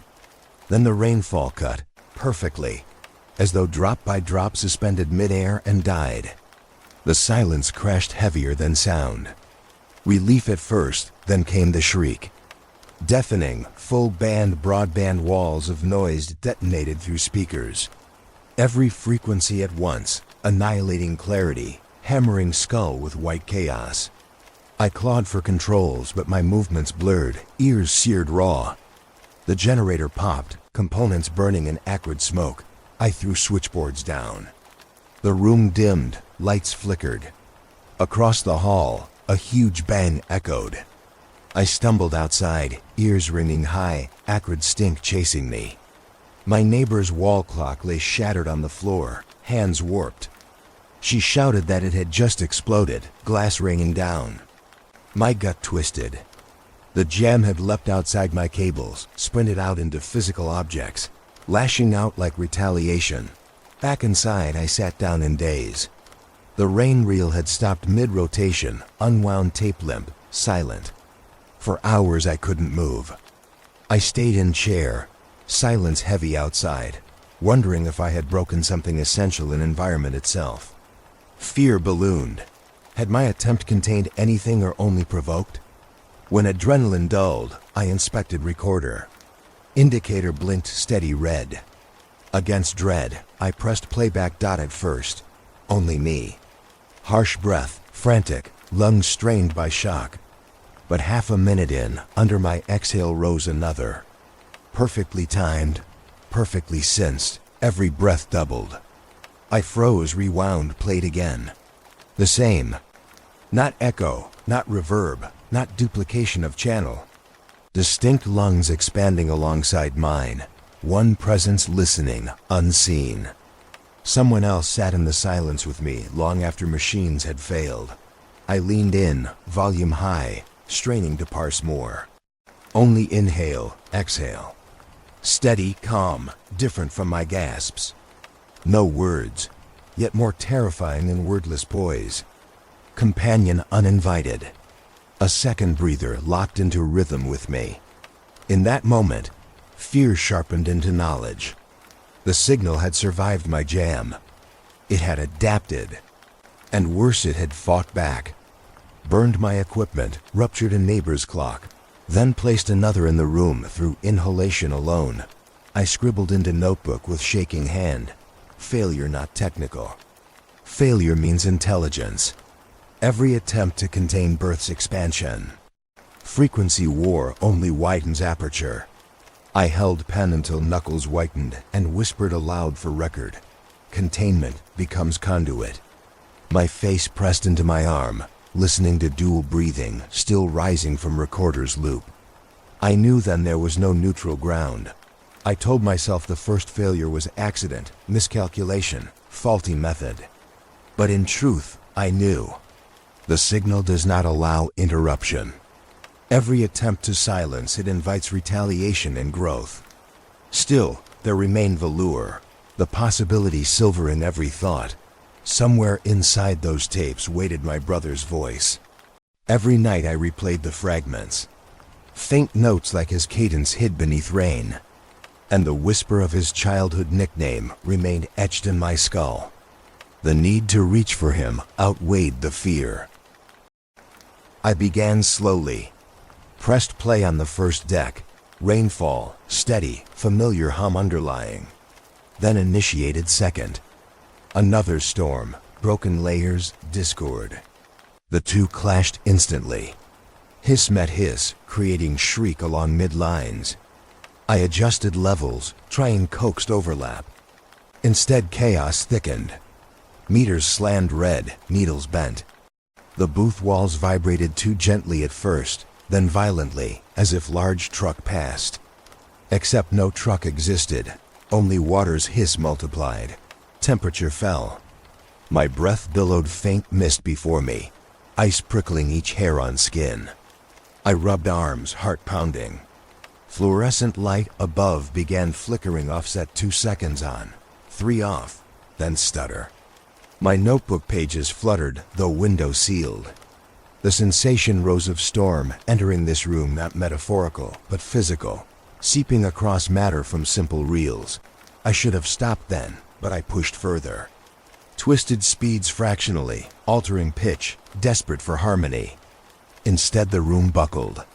A growl emerged, low subsonic, drawing nails quivering from shelves. The floor itself trembled. I lunged for stop. Reels slowed reluctantly, like resistant muscles refusing command. When they finally halted, the decks exhaled. Moisture dripped from metal spindles onto floor.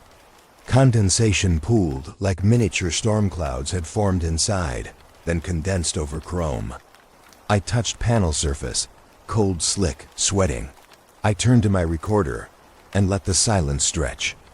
Only ragged breathing filled air. Then, faintly, distortion bled through speaker. I replayed captured track. Static rife, frequency shredded beyond mapping.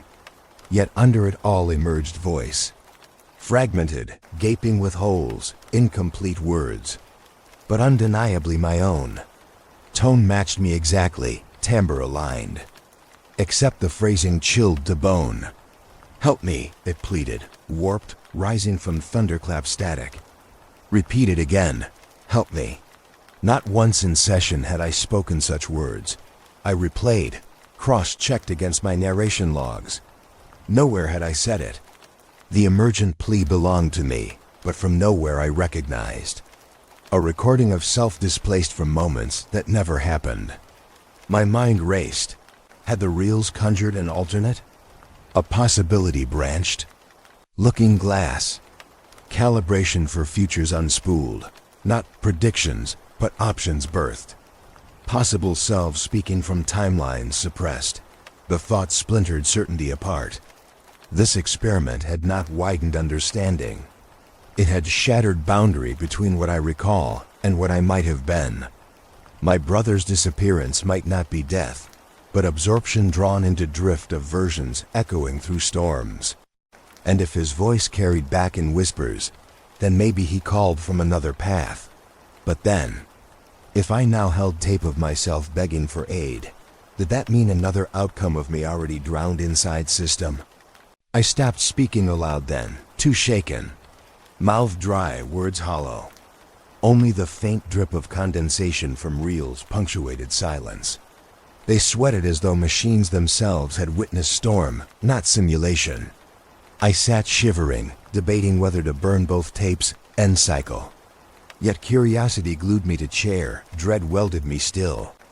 Because if Looking Glass gave not futures but doors to alternative selves, then every tape was doorway into lattice of fractured outcomes. I ended the entry with truth carved raw inside. My reckless attempt had failed. Not to reveal brother, not to decode message. What I birthed instead was proof of collapse.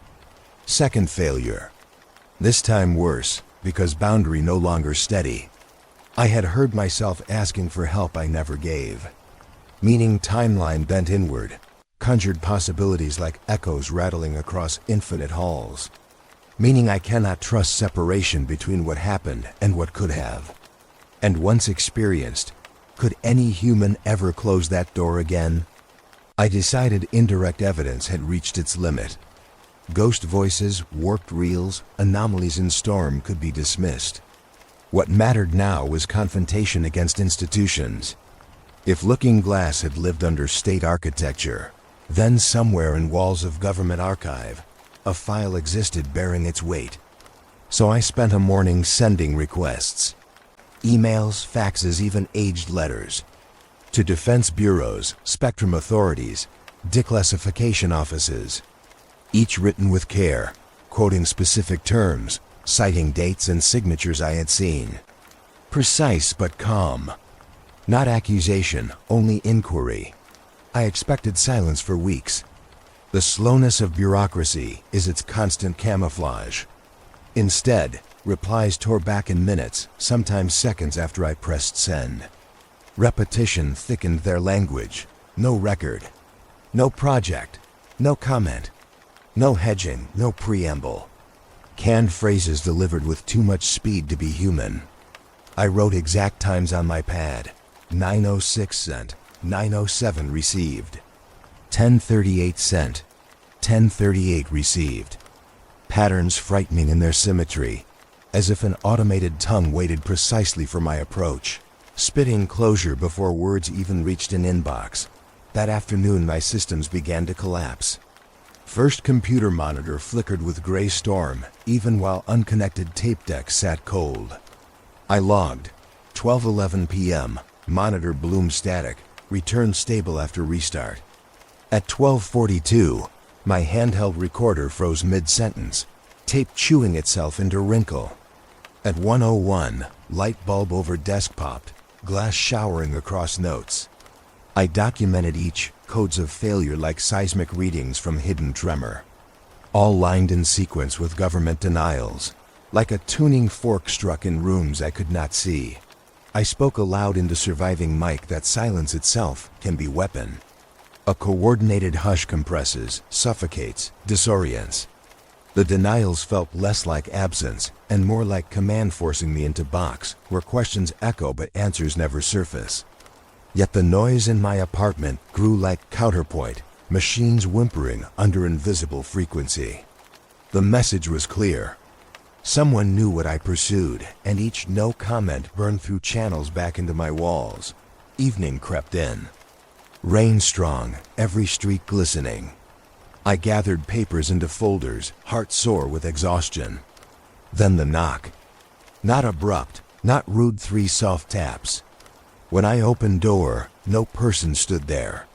Only a padded courier envelope rested against mat. Cheap brown wrap, unremarkable. Address scribbled with no sender. Water streaked across surface as though carried through storm.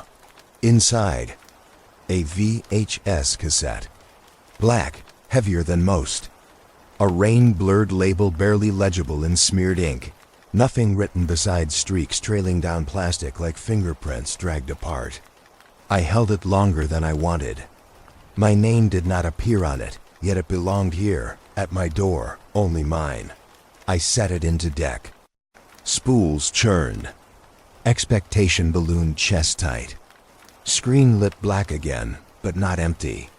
Image swam out of stormed gray. My apartment building, viewed from outside. Same dripping windows. Same dim hallway lamp. Angle tilted from curb across the street. A timestamp inscribed lower right, exactly 1 hour before package arrived. The implication carved into bone. Someone recorded me from outside as they stood with tape, then carried it up, left it at my threshold, vanished before I opened door. Not digital real-time, not streaming. They had time to encode onto plastic spool, fix label, deliver by hand. My throat closed at thought of presence so close. I rewound, watched again. No figure stood visible in curb shot. Only my window glowing faint, curtains shifting like breath. Rain-streaked lens uneven, drops falling with suspicious rhythm, too deliberate. I stared until vision blurred, looking for shadow outline. Anything, nothing, yet the sense of being watched bloomed more intrusive than any whisper. Whispered into my mic that the signal was no longer just content, not just stored. It surveils, collects context, inserts itself into causality. Silence above had disguised expanded gaze below. And here proof rolled direct, time mark preceding contact, evidence of surveillance culminating in delivery. I left tape in machine, screen glaring my life back at me. I walked to door, checked locks twice, pulled chain hard. Indoors had never felt narrower. I sat at desk, writing failure log, trying to steady hand. But pen refused straight lines. I knew then. Whoever left this tape knew path inside not only through rain, but through walls, through devices, through street vantage. My breaths came jagged, my ears full of ghost water. I wanted to claim rationality, to call it harassment by human hand. But the thought gnawed. What human compresses hour of recording to VHS within 60 minutes? In storm, disguises label with streaks timed to rainfall exact, delivers noiseless? What person erases presence from curb, yet leaves camera still alive? I ended narration tonight, tracing sentence soft. This silence is louder than answers. And somewhere outside my building, or inside it already, something waits for next knocked-out clips arrive faster than I could catalog. Shortwave intercepts, local radio, shaky cell videos uploaded by frightened hands. I stitched them together in my log, a quilt of dread spanning continents. In South America, entire districts blacked out after abrupt storms. Rainfall too sudden to chart by meteorology, streetlights hissing before shutting down. In Eastern Europe, towers groan during downpour. A low metallic hum recorded by citizens on handhelds, vibration shaking windows in rhythm. In the United States, newscasters spoke of synchronized memory gaps, entire towns forgetting half a day when the sky opened. Patterns aligned more than coincidence. I layered sounds across waves, listened to interference peaks. The pattern grew undeniable, the same baseline pulse swelling like heartbeat. Architecture identical to recordings captured on my reels, except now spread beyond tapes into every surface. Calibration finished, operation widened. The project wasn't dead relic. It was living infrastructure leaking into Earth's weather, colonizing storms. My ally phoned once, hysterical. His voice scrambled through filters, fearful. He told me he'd destroyed his rig, smashed antenna, buried components. Too late, he said, breathing fast. He swore satellites sang now without him. Then line cut out after that. Silence. No more calls answered. I assumed he withdrew, or was withdrawn. My notes read, I am alone now. Alone with recordings thick and unavoidable. Except aloneness untrue, because I could no longer separate myself from voice in rain. Every shower that struck window joined with whisper, offering false forks. Step outside now. Write this line instead. Suggestions that felt like choices but hollow ones spoken. I asked aloud if it was him, my brother, yet received only drift. Shapeless impression that left me doubtful. I documented confession on tape direct. Compromised. My notation clear. No longer independent observer. Signal seeps through me, manipulates thought flow, steers conclusion.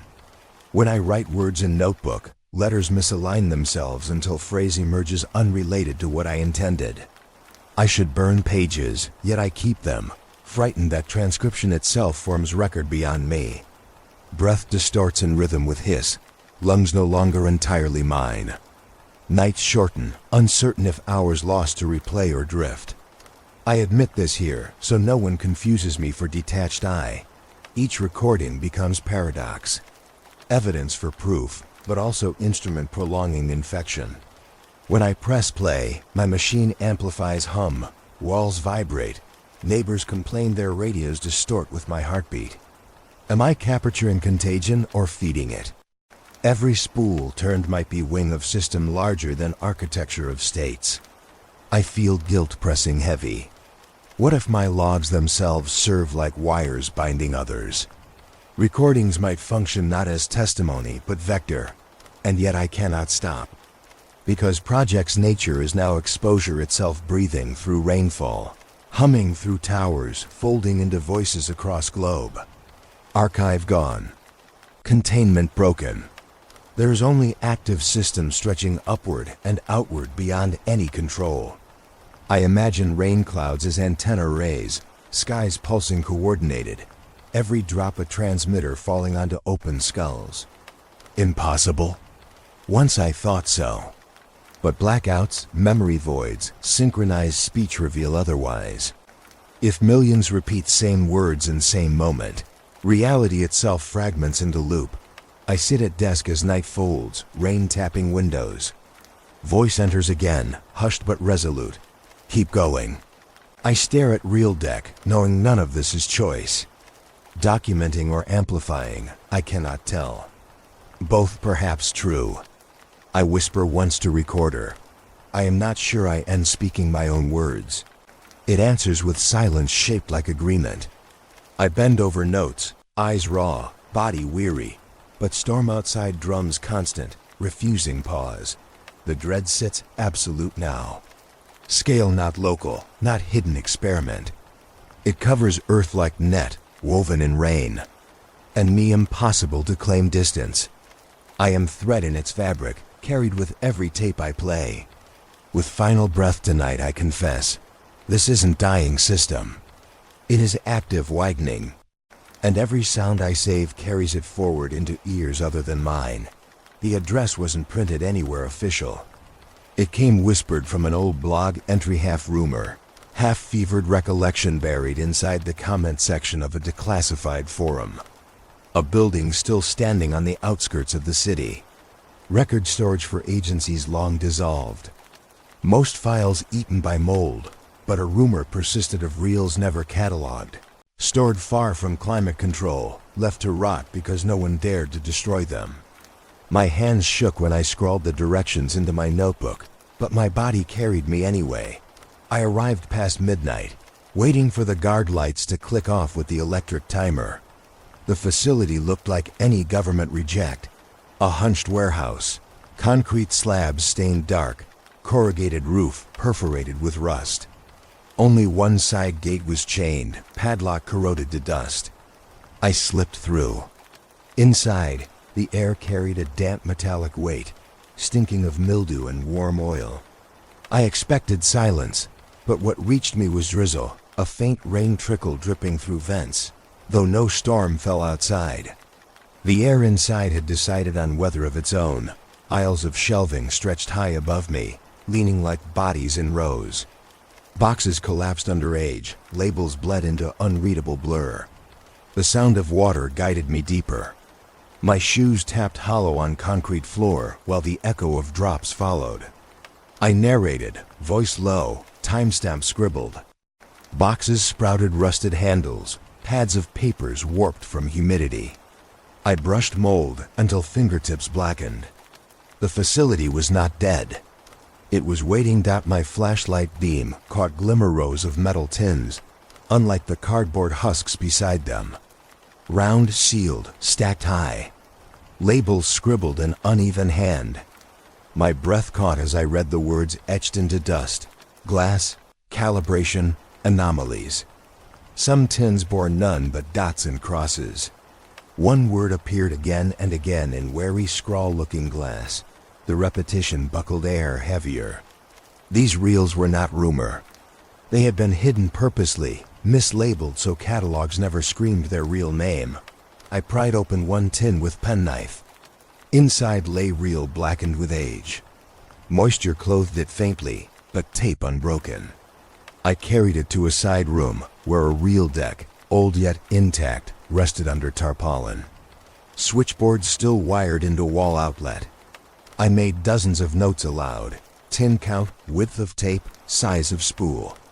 I cleaned heads with cloth trembling from nerves. Finally, reel threaded, locked. I pressed play.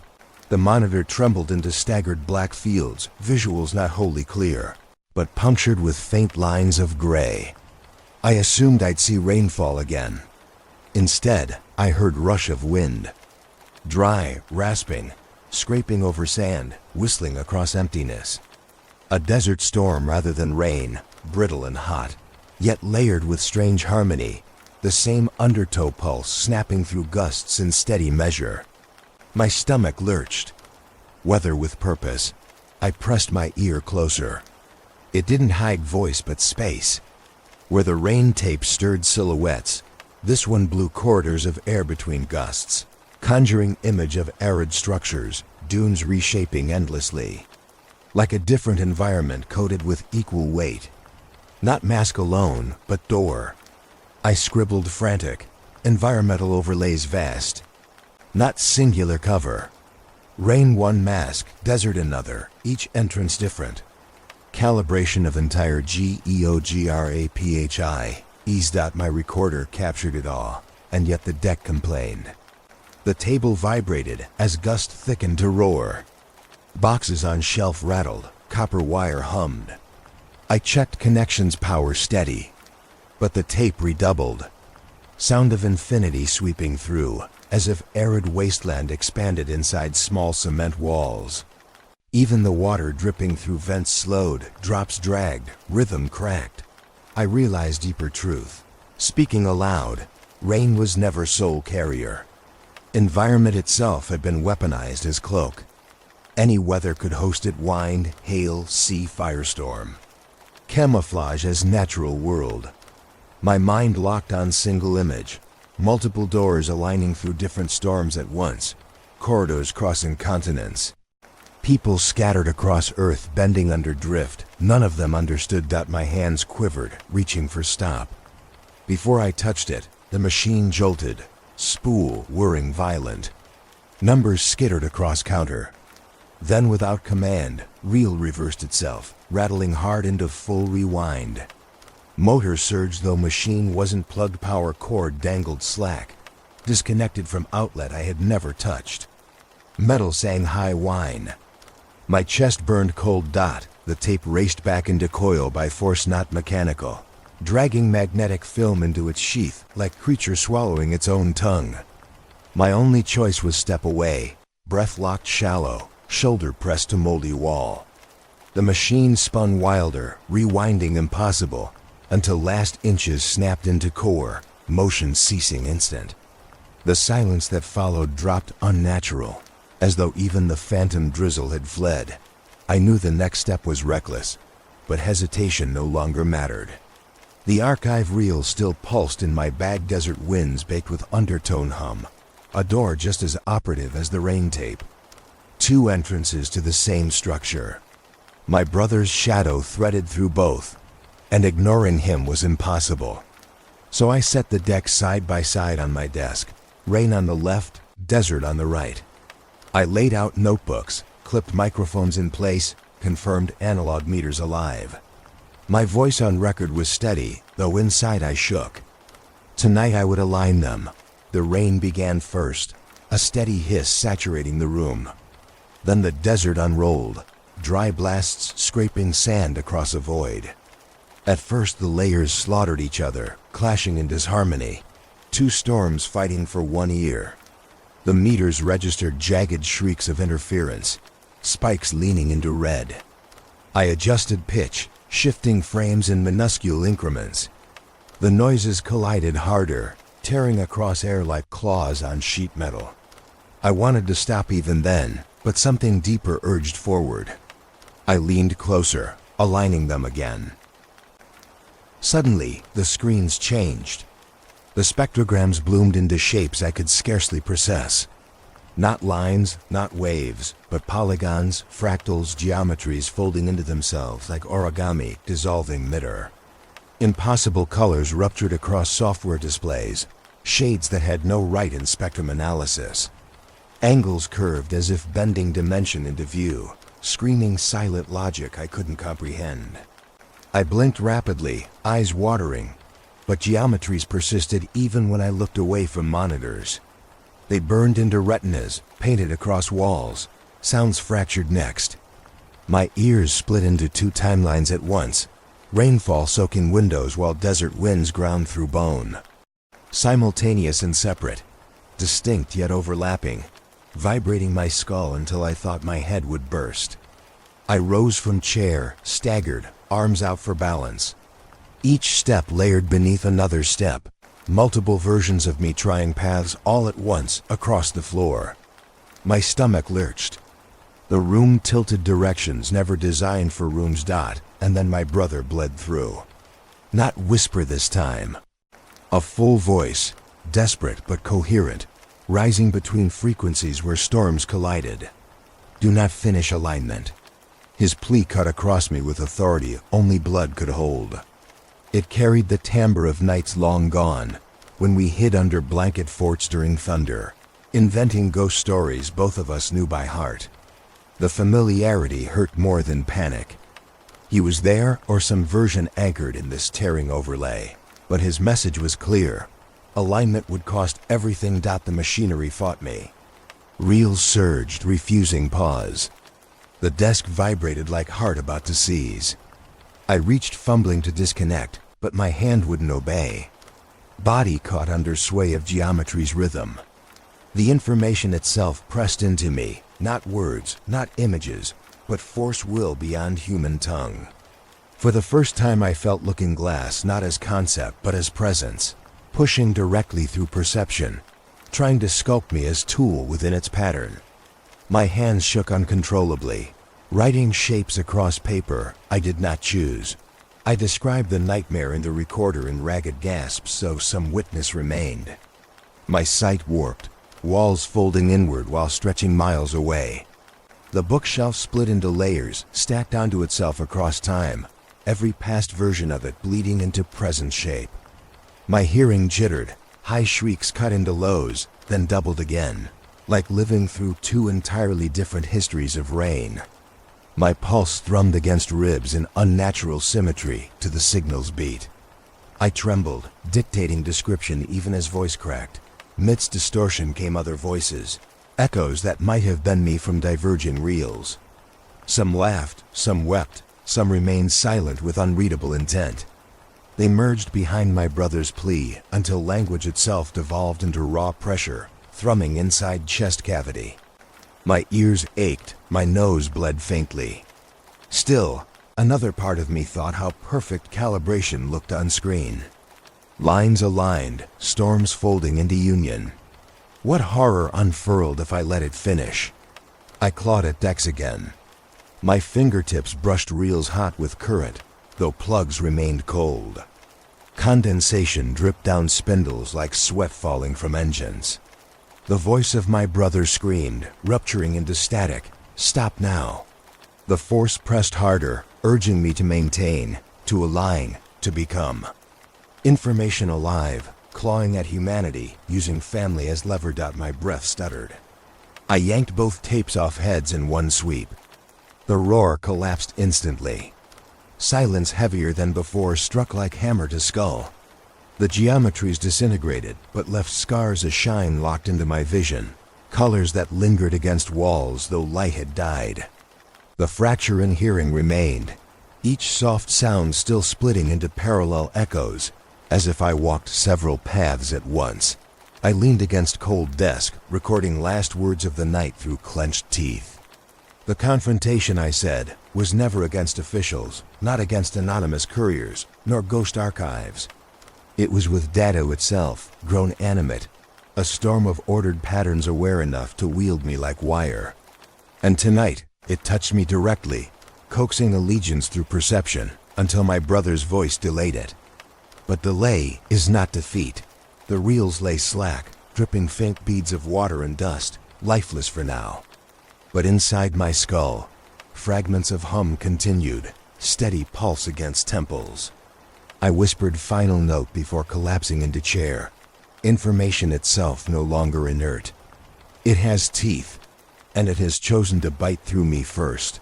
I woke on the floor with dried blood under my nose, skin clammy, notebooks scattered across tiles like fallen leaves. The deck sat inert, reels drooping slack, but my ears still rang with layered echo. My first thought was I had gone too far, that no return existed. But then I reviewed the recordings collected during the collapse and found traces I'd never captured before, thin fragments, intermittent slices of order cut through chaos. Little tones repeating with uncanny accuracy, no matter how tangled the storms became.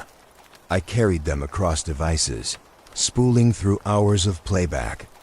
I marked each on paper with pencil, squinting at waveforms until eyes throbbed. With patient alignment, I realized every reel bore pieces of repeating sequence. Snippets acted like tesserae in mosaic, unreadable in isolation, obvious in relation. Overlays not meant to be listened to whole, but combined across multiple events. Rain plus desert plus interference plus silence itself. Each held fragment of encoded guide. The revelation forced sweat into my palms. I layered them carefully. One clip of rainfall hiss, another of broadband shriek from failed transmission. One breath echoing in sync with my own. Even the whispers of villagers repeating identical phrases in downpour. Every sample slotted into structure recursive, self-adjusting when misaligned. Each attempt at error birthed correction, as if system taught me by design. I whispered hoarsely into recorder, this isn't surveillance after all. It isn't archive control. It is instruction manual, a guide embedded in noise. I doubted myself at first. But aligning fragments produced patterns, undeniable pulses counting down in fractal recursion, looping back on themselves until geometry folded into steady form. Instructions not for machines, but for perception itself. The calibration had been practice. We were the target medium. Every human ear listening retuned slowly, aligning internal rhythm as part of construction. Construction of what? That answered itself when next layer resolved. Doorway. The word arrived unbidden to my mind as pressure carved chest hollow. Doorway built not of brick or steel, but resonance multiple weather events lined as locked tumblers. Human brains turned pins resetting into position. The message engraved trouble in me, close to bone. This was why endless storms stitched across continents. Not discord, but architecture. Temperature, humidity, thunder, matched drops. They were bricks set one atop another, rearranging world to open transition. Still trembling, I tested the full alignment. My voice cracked, but nerves forced me forward. I reconstructed sequence live into deck, patching clips into harmony. The rain slowed unnaturally, as though obeying command. Drops thickened into sluggish fall, timed with metronome beat. Subsonic thrums bled against air, power deep enough to vibrate stomach walls. Ceiling fixture rattled, screws whining loose. I swallowed dread and spoke narration, warning that anyone listening closely might hear it too. And in that moment, I believed they would. Pressure shifted palpably. Not metaphor. Ears popped as if elevation chains swept through. Papers rippled inward toward deck, vacuumed by invisible tide. I whispered to records that I had pieced key together. Alignment lived active in my room, not archive alone, but constructed here through combination of canceled failures. I hadn't stopped drift. I delivered door. Once ajar, how could it be closed? Terror surged as Brother's echo returned, faint fragment, hidden in composite sequence, half syllable, urging me pause. But urge could not undo noise hammering walls. The true endgame was clear then. Not data mask, not infiltration. A system built to leave entrance permanently open, using us as gatekeepers who believe ourselves explorers. By reconstructing, I had wedged arch wide. Meters pegged till needles bent. Air clothed itself in nauseous density. I sat hunched, describing through jaw clench. Heart pounded furious, pressure waves hammering ribs. Listeners, I gasped, the knock is what comes after key. For it was then, inside the slowing hiss, a strike resounded. Something definite. A knock from other side. And silence between knocks pressed heavier than rain ever had. The knock didn't fade after that night. It stayed, echoing invisibly through the room, rippling air that should have been still. When I stepped outside the next morning, the entire street bent under pressure. Electronics in every shop failed. Radios in cars sputtered until hosts mid-sentence slipped into rhythmic murmurs of rainfall patterns, repeating tempos as though reading music none of them recognized. Neighbors carried stunned eyes, cells lifeless in hands, alarms silent. Over rooftops, clouds hung unmoving, silver sheets pulsing slow with each knock. I whispered instinctively that the door had been left open. Back inside my apartment, every device turned alien. The wall clock hung frozen, but hummed faint drone coordinated with air. Lamps stuttered light, filaments glowing dim then flaring bright in cycle with pulse. My mixer spat noise even unplugged. Recording decks word phantom, rolling empty reels around without contact. I opened notebook, tried to steady hand, but pen scraped wrong direction, sketching waveforms not my own. Letters refused shape. My head swam with static not unlike dream haze, memory colliding with hallucination. Sleep offered no escape.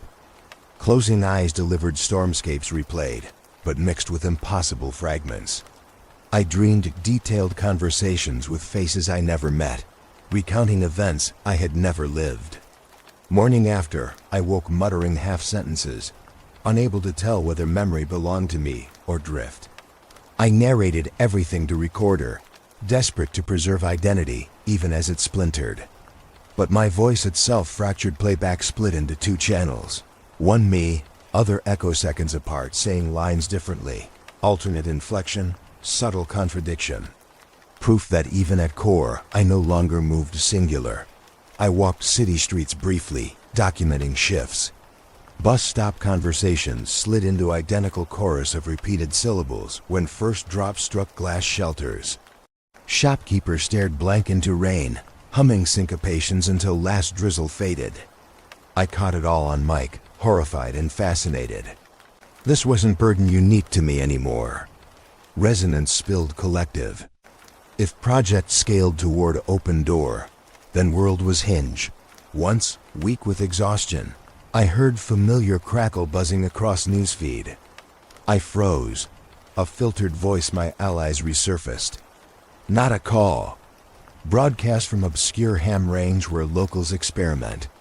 He pushed cracked syllables through heavy distortion, repeating, "The world bends now, not just you." My rig destroyed, but still spectrum swarms alive. No interference alone, fabric itself adjusting. He warned with urgency, but resignation thick. His fear had matured into certainty. He said if contact grew sharper, door can't close. Then the channel collapsed midstream. I sat weeping quietly. Because even in fracture, one presence sharpened constant, my brother. As rainfall pounded harder each evening, his tone threaded cleaner, words forcing edges into being. Not constant dialogue, but fragments. His name repeated, warnings echoing. He existed within storm-like color layering behind gray. Audio woven conscious, alive beyond, stitched through interference across continent. That realization was proof bigger than any archive. Looking Glass had not only warped signals, but preserved persons into spectrum, turned them into resonance alive. So I faced decision. Every hour heavier, I must choose. Was my task to seal opening, find some way choke pulse before expansion reached irreversible? Or to follow, accept penetration of threshold as means to reunion with brother? Each new recording bent me further. Once I whispered choice to device and on playback, heard two pieces of me argue, when demanding closure, one promising surrender to door. Fracture inside body translated outward. Time itself slipped unnatural. I couldn't mark day without rain clouds shading sun. My lungs shook each breath, drawn into rhythm, not mine. I documented effect clinically, even as fear swallowed calm. Heartbeat tripled during storms, then vanished completely into silence between knocks. Doctors would say arrhythmia, but machines and clinics failed each visit, screens dissolving to hiss. Friends stopped answering calls. Not absence, they couldn't, because lines collapsed into rainfall recitals. The climax bore down inevitable. Midnight storms never stopped now. My ceiling leaked, though no pipe traversed above. Files I attempted to burn returned next restart, growing longer rather than gone, as if spread accelerated by intent. Knocks inside storm steadied, faster, harder, and my brother's cadence grew clear enough to wound begging, coaxing, alternating, but alive. Not echo, not memory. Conscious woven through. I could not deny him. So I speak here in helpless urgency. The rain will not cease. Neither can I. Everything collapses, but signal persists. Weaving through collapsed clocks, fractured voices, human minds bent in chorus. Door held ajar by calibration I completed, yet now beating like second heart. Decision waits in coming hours, seal or follow. But whichever path, the system has spread past control. It breathes now through every drop falling tonight. The last tape waited in quiet all day, coiled on the desk like an organism holding breath. I circled it for hours, struggling not to touch, yet circling closer until evening fell. Rain outside never stopped, a steady scaffold of rhythm tracing my every movement. When the hour arrived, my body knew before I admitted. I sat reel into deck, my voice hoarse from exhaustion, notes stacked but unread. I pressed play. The screen bloomed black against wall. No flicker, no hidden gray this time. Only depth, a void that seemed to eat light. From speakers spilled rainfall, constant, steady, relentless. Each drop fell exact in interval, too perfect to be natural. I whispered narration into microphone, almost calm. Project Looking Glass was never theory, I said. It's not past tense. It is alive in present tense, calibrated here, using storms as language. The hum that had stalked me thrummed beneath drops again, aligning pulse to heartbeat. I tried describing with exhausted clarity.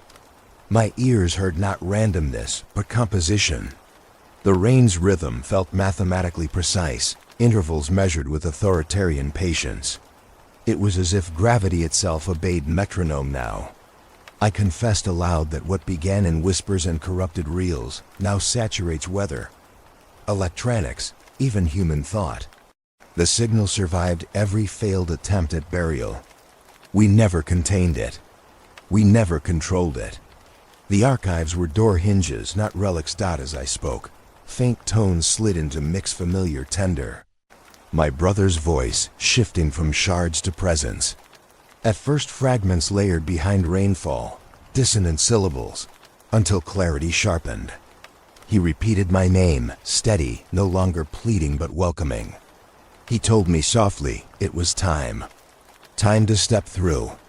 His presence filled space wider than room, wider than storm. tears-burned eyes. I leaned nearer as though warmth radiated from wires. The sound was him in cadence, in pauses, in memory too private for counterfeit. I explained to recorder as carefully as possible what listeners may now perceive themselves. While drops pound, faint threads weave artifacts in their own rooms.